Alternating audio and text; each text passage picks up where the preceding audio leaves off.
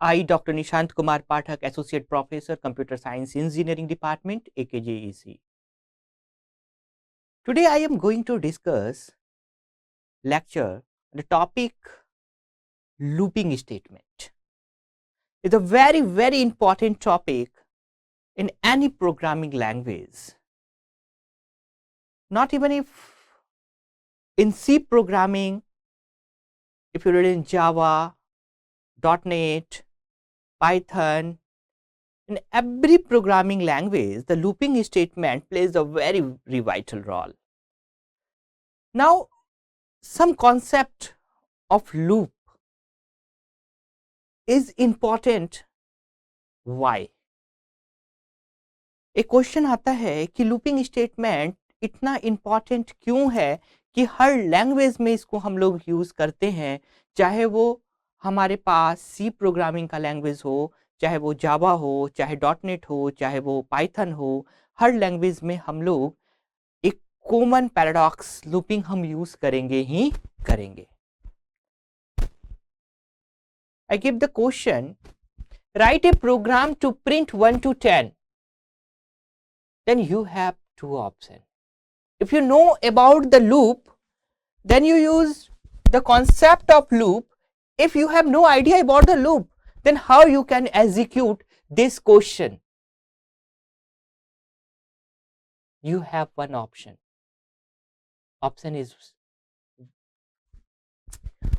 is just you write printf double quote %d double quote close comma 1 printf double quote %d double quote comma 2 and then so on. You have write this thing the 10 times, then you execute this concept 1 to 10 for 10 times. आप 1 से लेकर 10 तक को 10 बार लिखेंगे, तब जाकर आप इस 1 से 10 के जो नंबर्स हैं उसको आप प्रिंट करवा पाएंगे. बट कितना टाइम टेकिंग है, and the computer time taking चीजों को अलाउ नहीं करता. वो किस कॉन्सेप्ट पर काम करता है कि हम अपने टाइम को ऑप्टिमाइज करें, हम अपने टाइम को सॉर्ट करें, अपने टाइम को रिड्यूस करके हम मैक्सिमम आउटपुट जनरेट कर पाए. तो अगर हमारे पास ऐसे कुछ स्ट्रक्चर्स आते हैं जिन्हें हमें बार बार रिपीट करके दिखाना होता है, तो ऐसे सिचुएशंस में हम लोग जिस कॉन्सेप्ट को यूज करते हैं, the concept name is looping concept. Now what is the objective of looping statement? The student will read and write the program based on the loop for the solution of real world and complex problem. अगर आप looping statements को पढ़ेंगे, अच्छे ढंग से उनको समझेंगे, तो आप रियल वर्ल्ड्स के प्रॉब्लम्स को क्या कर पाएंगे, सॉल्व कर पाएंगे, उस पर काम कर पाएंगे, उसको समझ पाएंगे. तो हमारे लिए लूपिंग स्टेटमेंट्स जो है वो बहुत ही इंपॉर्टेंट रोल प्ले करता है, क्योंकि ये कॉम्प्लेक्स से कॉम्प्लेक्स प्रॉब्लम को क्या करता है, इजी कर देता है.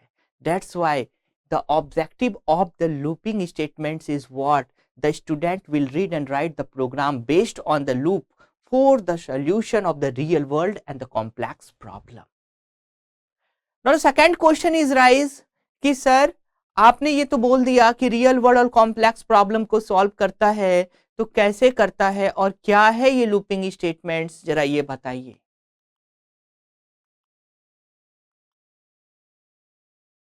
Loops are used when we want to execute a part of program or the block of statement several time.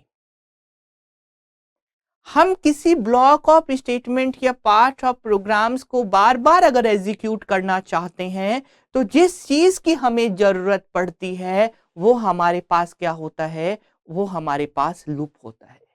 With the help of loop आप एक पार्ट हो या मल्टीपल पार्ट्स हो, आप जिस पार्ट्स को जितना बार एग्जीक्यूट कराना चाहते हैं आप उसको करा सकते हैं. आप सिर्फ लूप के कॉन्सेप्ट से ये काम आसानी से कर सकते हैं. It can be execute a part of program again and again till some condition is true. ये कब तक आप कर सकते हैं? ये काम आप तब तक कर सकते हैं जब तक कि आपका कंडीशन ट्रू हो, ट्रू रहता है। जिस टाइम पर आपका कंडीशन फॉल्स हो जाएगा, आप प्रोग्राम से बाहर आ जाएंगे और आपका आउटपुट आपके सामने होगा। अब नेक्स्ट क्वेश्चन इज राइज कि टाइप्स क्या क्या हैं हमारे पास फॉर लूप के। तो there are 3 types of for loop. The first one is there are 3 type of loops. There are 3 types of loop. The first one is for loop, second one is while loop, and third one is do while loop.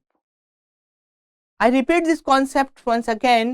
There are 3 types of loop. The first one is for loop, second one is while loop, and third one is do while loop.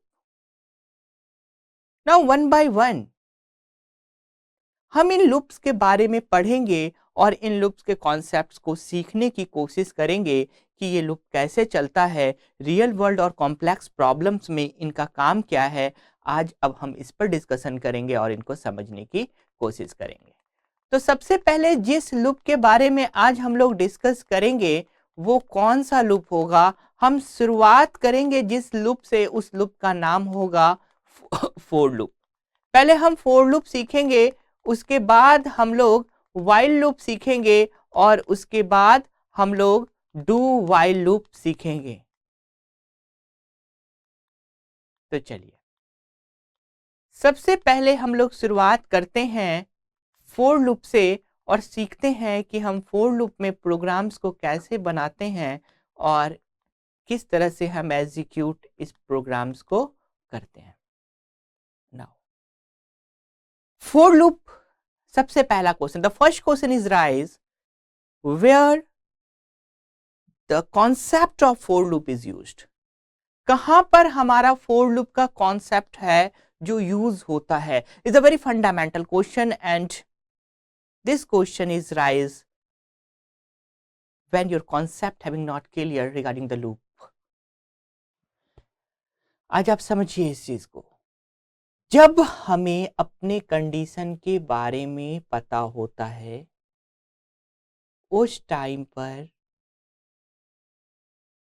हम इस loop को use करते हैं। जब हमें पता होता है हमें कितने आइटरेशंस मूव करना है, कितना आइटरेशन चलना है, जब हमें इन चीजों के बारे में स्पष्टता होती है, जब हमारे कॉन्सेप्ट्स हमें इस बात पर क्लियर होते हैं कि हमें कहाँ तक चलना है, कहाँ से शुरू है और कहाँ तक खत्म करना है, तो ऐसे सिचुएशंस में where you have used the loop, the name of the loop is what? The for loop.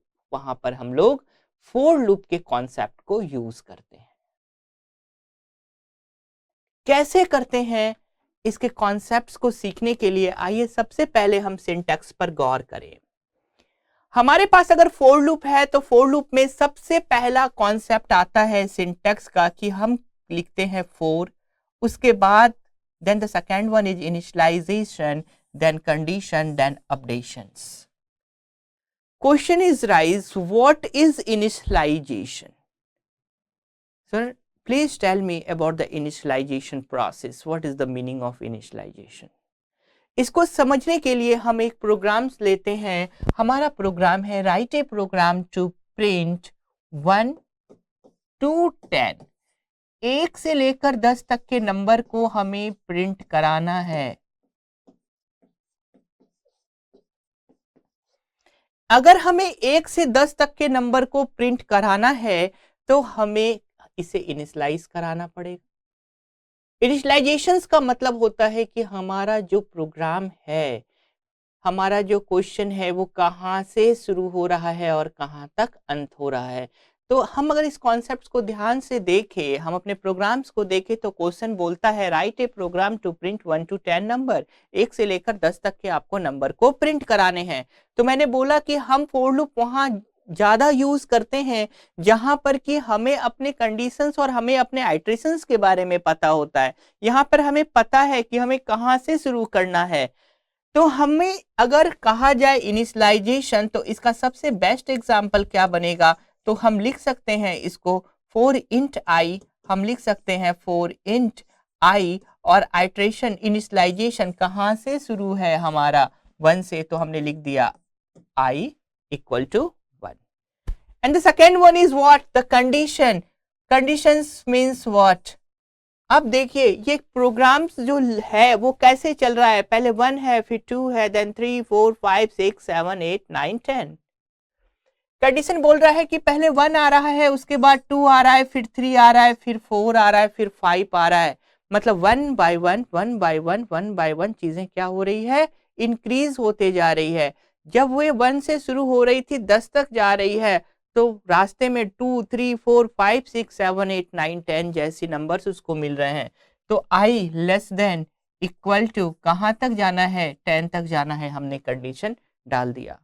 And the next question is raise कि हमें इनिशियलाइजेशन पता चल गया कि हमने 1 से किया था, शुरुआत हमने 1 से किया था, हमने कंडीशन लगा दिया ग्रेटर देन इक्वल टू का। अब हमारे पास आता है कि कैसे, क्या इंक्रीमेंट ऑर्डर में चल रहा है या डिक्रीमेंट ऑर्डर में चल रहा है। तो हमने बताया इसको अपडेशंस में कि ये जो चल रहा है उसका ऑर्डर क्या है, इंक्रीमेंट है। देखिए ऑर्डर इंक्रीमेंट है या नहीं है, क्योंकि 1 के बाद 2 है, 2 के बाद 3 है, 3 के बाद 4 है और 4 के बाद 5 है। तो ये हमारा इंक्रीमेंट ऑर्डर है। और जब चीजें इंक्रीमेंट ऑर्डर्स में चलती है, ऐसे कॉन्सेप्ट्स में हम क्या करते हैं, हम आई प्लस प्लस को यूज करते हैं। नाउ अगर हमें इसी प्रोग्राम्स को प्रिंट कराना है तो हमने इन चीजों को इस सिंटैक्स के हेल्प से लिख दिया। For initialization I equal to 1, condition I less than equal to 10, updations I plus plus, then curly braces open and the body of loop। यहाँ पर हमारे पास body of loop जो था, अब जो भी चीज हमें प्रिंट कराना है हम उस प्रिंट को यहाँ पर लिख सकते हैं। हम यहाँ इसके बाद ये कर्ली ब्रेसेस के बाद हम यहाँ पर एक स्टेटमेंट पास कर देते हैं। यहाँ पर क्या लिख देते हैं, printf small bracket double quotes लेस एन %d रिप्रेजेंट कर रहा है इंटीजर नंबर को, और i और semicolon, then curly braces open close कर देते हैं। अगर हम इस प्रोग्राम को इस ढंग से लिखते हैं और कंसोल पर जाकर रन करते हैं तो हमारा जो आउटपुट जनरेट होकर आएगा वो इस फॉर्म में आएगा। किस फॉर्म में आएगा, 1 से लेकर 10 के फॉर्म में आएगा। इस ढंग से हम फॉर लूप के पहले प्रोग्राम्स को हमने देखा और चलाया। ये प्रोग्राम क्या था, write a program to print 1 to 10 number. Suppose someone give the question कि नहीं हमें 1 से 10 तक नहीं प्रिंट कराना है, हमें प्रिंट तो कराना है 10 to 1 with the help of for loop. With the help of for loop क्या प्रिंट कराना है, 10 से लेकर 1 तक के नंबर को हमें प्रिंट कराना है। तो ये नंबर्स हम कैसे प्रिंट कराएंगे, क्या कॉन्सेप्ट होगा हमारा ये प्रिंट कराने का। चलिए हम इसी चीज को रिवर्ट ऑर्डर में लिखते हैं। जहां हमने 1 2 3 4 लिखा था, अब हम लिखते हैं 10 9 8 7 6 5 4 3 2 1। But it started with 10 and ending with the 1, and the process goes here. The name of the process is decrement process because the first number is 9, the first number is 10, the second number is 9 8 7 6 5 4 3 2 1. The syntax, when you come in syntax, then how to write this concept in this format. Here you use the for and the start with the initialization process, and the initialization is start with the number is start with the 10, then I equal to what, 10। हमने number की जो शुरुआत की है यहाँ पर वो decrement order में शुरुआत की है। तो इनिशियलाइजेशन जो होगा, जो हमें पहला नंबर प्रिंट कराने के लिए बोल रहा है, वो कौन सा है हमारे पास, 10। अब हम कंडीशन लगाते हैं। तो पहले वाले में हमने देखा कि 1 2 3 4 में जा रहा था, तो आई जो है वो क्या हो रहा था, आई के बाद नंबर बढ़ते हुए जा रहे थे। आई के बाद 1 2 3 4 5 6 7 8 9 10 चल रहा था। और यहाँ पर जो हमारा आई अगर हम 10 ले रहे हैं तो 10 क्या हो रहा है, 10 के बाद 9 9 के बाद 8 8 के बाद 7 चल रहा है। तो आई लेस देन इक्वल टू क्या होगा, हमें कहाँ तक जाना है, 1 तक जाना है। और कैसे जाना है, तो हम बोल रहे हैं डिक्रीमेंट ऑर्डर में जाना है। तो हमने डिक्रीमेंट ऑर्डर को पास किया और अब कुछ नहीं करना। अब सिंपल सा कर्ली ब्रेसेस हमने ओपन करना है और यहाँ पर प्रिंट एफ करना है डबल कोट स्लैश एन और %d के साथ, और फिर आई को प्रिंट करा लेना है। जब आप इस प्रोग्राम को कंसोल पर लिखेंगे, इसको आप चलाएंगे जब कंपाइलर के ऊपर, तो आपका जो आउटपुट जनरेट होगा वो क्या होगा? आपका जनरेट होगा 10 9 8 7 6 5 4, इस तरह का आपका आउटपुट जनरेट होकर आपके सामने आएगा। हमने अभी तक 2 क्वेश्चन के ऊपर डिस्कशन किया। पहले क्वेश्चन का हमारा नाम था, क्या नाम था पहले क्वेश्चन का? पहला क्वेश्चन था हमारा 1 से लेकर 10 तक हमें प्रिंट कराना था। दूसरा क्वेश्चन था हमारे पास, वो क्वेश्चन था कि हम अब 10 से लेकर, वापस रिवर्ट करते हैं, 10 से लेकर 1 तक कैसे प्रिंट कराएं। अब क्वेश्चन आता है नहीं, अब हमें ना 1 से 10 तक प्रिंट कराना है, ना 10 से 1 तक प्रिंट कराना है। Now the third question is write a program to print in between 0 to 20, कहां से कहां तक प्रिंट कराना है? With the help of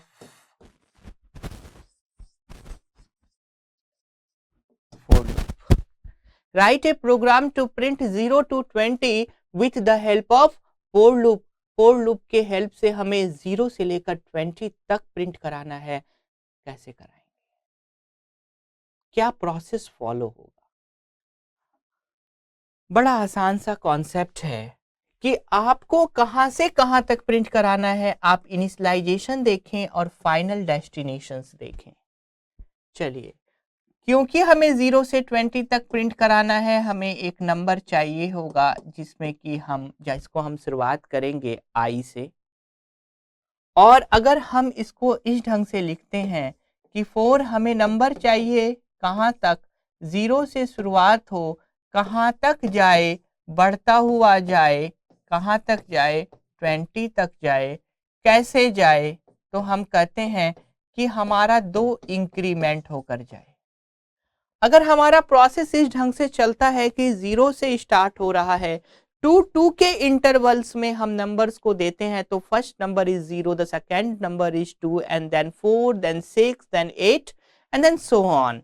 So if you want to print the only even number in between the 1 to 20, then the concept is very easy. Start with the 0 and here put up the put the conditions. The condition is what? I less than equal to 20, and then you write here how much interval, how much iterations you want to jump.